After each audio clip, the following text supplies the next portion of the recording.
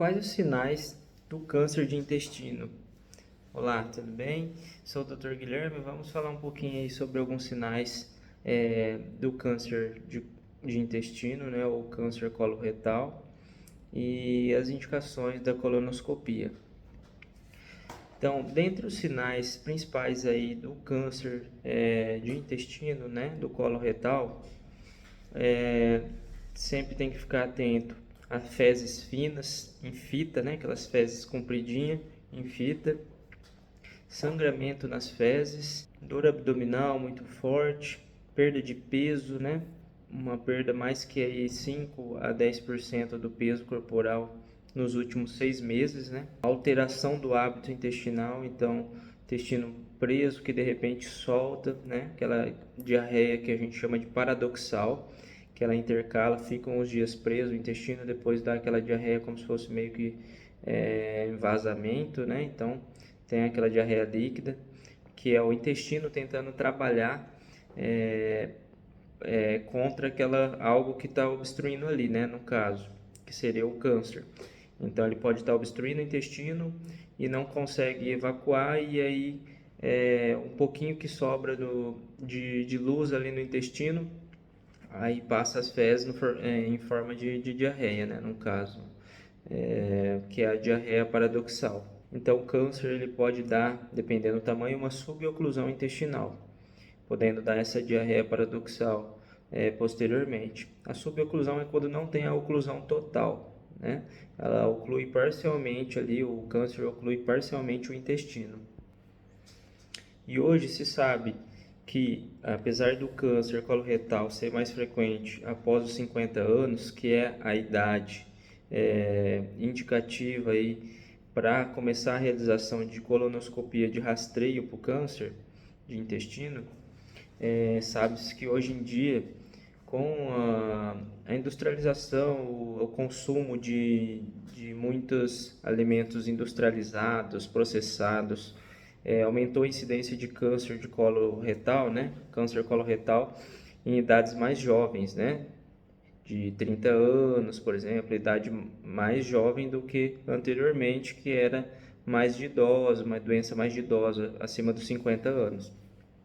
Então, se tiver os sinais de alarme, que são esses sintomas que eu falei, de sangramento, diarreia paradoxal, perda de peso importante, fezes em fita, deve-se realizar a colonoscopia até antes dos 50 anos.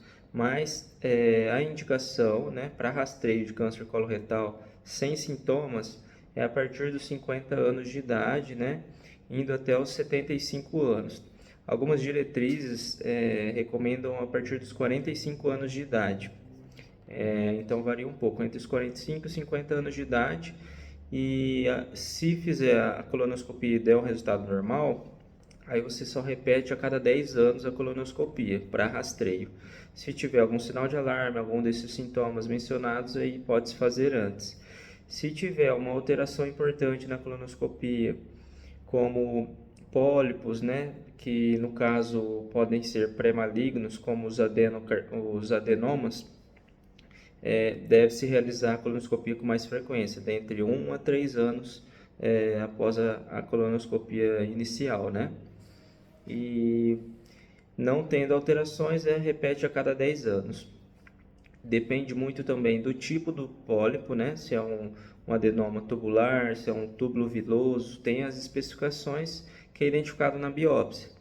E geralmente, na colonoscopia realiza-se já a polipectomia, que é a retirada desse pólipo, né?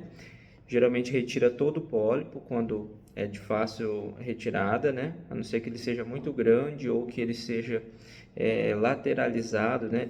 Que a gente fala que ele tem um crescimento lateral, né? Que é uma LST, uma lesão com crescimento lateral, que aí tem que fazer a mucosectomia, que é a raspagem ali, né? Que é um procedimento mais delicado, com mais riscos de perfuração, e aí tem que ser feito em regime hospitalar. Mas em pólipos mais tranquilos é retirado na colonoscopia.